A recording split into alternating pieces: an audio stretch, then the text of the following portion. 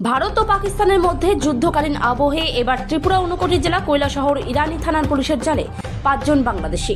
ভারত এবং পাকিস্তানের মধ্যে যুদ্ধ আবহে এবার ত্রিপুরা ঊনকোটি জেলা কৈলাসহরে বাংলাদেশিদের আটক হওয়ার ঘটনায় গোটা কৈলাসহর মহকুমা জুড়ে তীব্র চাঞ্চল্য বিরাজ করছে।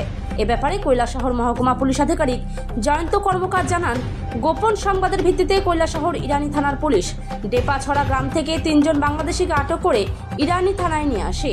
ধৃত বাংলাদেশিদের পুলিশ জিজ্ঞাসাবাদ করলে ধৃত বাংলাদেশিরা জানায় তাদের সাথে আরও 2 জন বাংলাদেশি ছিল। সেই 2 জন বাংলাদেশি পেচারতল থানার অন্তর্ভুক্ত মাছমারা এলাকায় এক আত্মীয়ের বাড়িতে রয়েছে।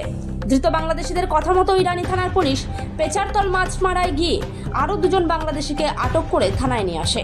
ধৃত বাংলাদেশিদের নাম শেখ মোহাম্মদ রুবেল, দুলাল মিয়া, আসমা বেগম, চম্পু দেব সহ 1 বছরের এক শিশুও রয়েছে।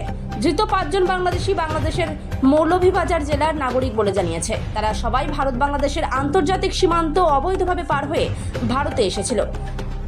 ধৃত বাংলাদেশিদের ফের কৈলাসহর আদালতে প্রেরণ করার পর আদালত 5 জনকে কৈলাসহর জেলে পাঠিয়ে দেয় এবং আগামী 22শে মে তাদেরকে ফের আদালতে হাজির করার জন্য পুলিশকে নির্দেশ দেয় আদালত।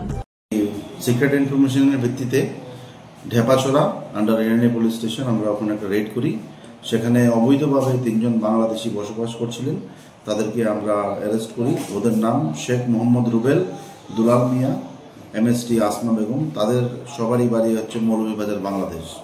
তাদেরকে থানাতে নিয়ে আসার পর জিজ্ঞাসাবাদে তারা আরও 2 জন বাংলাদেশির নাম আমাদের কাছে ডিসক্লোজ করে, যাদের মধ্যে ওনারা পেচারতল মাছমারাতেই আছেন, দুলাল মিয়া এবং চম্পুদেব। তো তাদের কথার ভিত্তিতে আমরা দুলাল মিয়া এবং চম্পুদেবকে আমরা অ্যারেস্ট করেছি।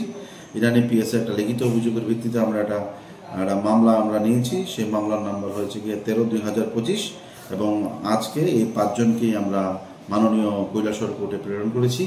তাদের সঙ্গে যে টাউটরা জড়িত আছে তাদেরকে আমরা ইমিডিয়েটলি আমরা অ্যারেস্ট করছি এবং তাদেরকে আমরা আইনের আওতায় নিয়ে আসছি। তাদের সাথে কি কোনো ধরনের বাচ্চা ছিল? এমএসটি আসমা বেগম, ওনার সাথে একটি ছোট 1.5 বছরের বাচ্চা ছিল, তাকেও তার মার সাথেই দিয়ে দেওয়া হয়েছে। ওনারা বাংলাদেশে কোন জায়গায় ছিলেন? তাদের বাড়ি বাংলাদেশ, মৌলভীবাজার।